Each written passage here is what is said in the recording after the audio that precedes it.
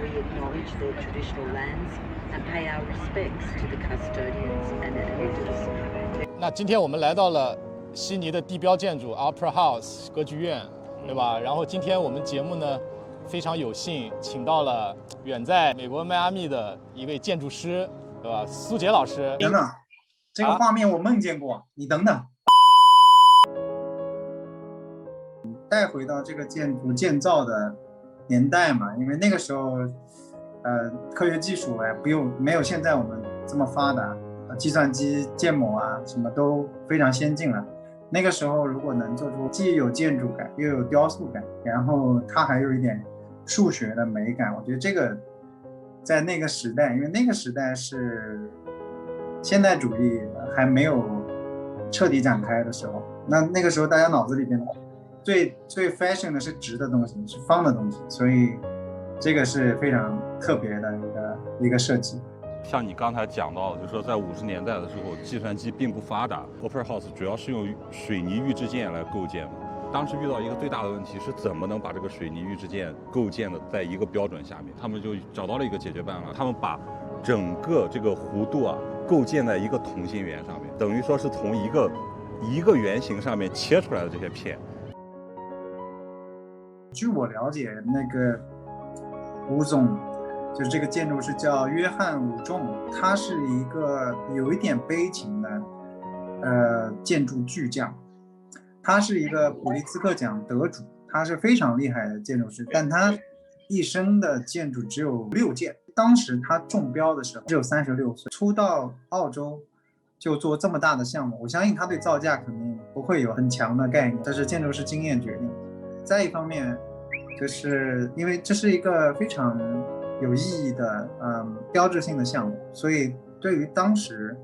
在任的政府来说，它是一个非常大的功绩。政府也有一点动作，就是让这个项目很快就上马，大家没有去论证说它的造价是否会溢出很多。伍仲因为悉尼歌剧院这个项目跟政府弄得不欢而散，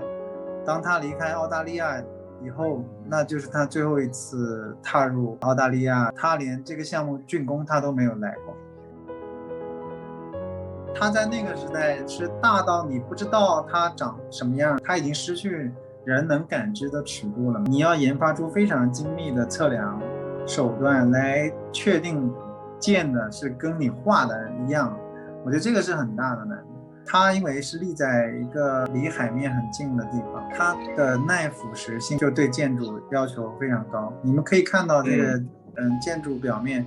虽然大家觉得它是白色的，但它其实不是白色的。这个2种陶片都是从欧洲进口的，它的造价成本也很高。贴完以后形成建筑表皮，它可能会很好的去抵抗风的侵蚀啊，让这个建筑真的它成为一个永久性的建筑。我们建筑师需要考虑，就是你的建筑建完是不是能够让大家持久的体会它比较绵长的美感。大家看到很多各式各样的，像扎哈，对吧？他设计了那么多奇形怪状的，大众看来那样的造型的建筑，大家已经见怪不怪了。但其实放在那个年代来说，像 Opera House 这样的一个建筑的造型，还是相当的超前的。对，我记得他之前还投过一个标，在伦敦那个标，但他被皇家建筑协会给拒绝了。拒绝的原因是你跟我们那个时代不一样。当然后来皇家建筑协会也是因为悉尼歌剧院给伍仲颁了个金奖，但伍仲也不是很开心。我觉得他可能有点他是一个不太容易原谅别人的人，我猜想啊，因为他领这个奖的时候，他说，如果你认可一个建筑师，你应该给他项目，而不是给他颁奖。我看过一个就是关于他的一个纪录片，就是最后采访他的时候，他也讲，他说其实他说这个建筑啊，看到这个建筑之后，你不需要说想到说这个建筑是谁做的，你只要记住它是一个很美丽的东西就可以了。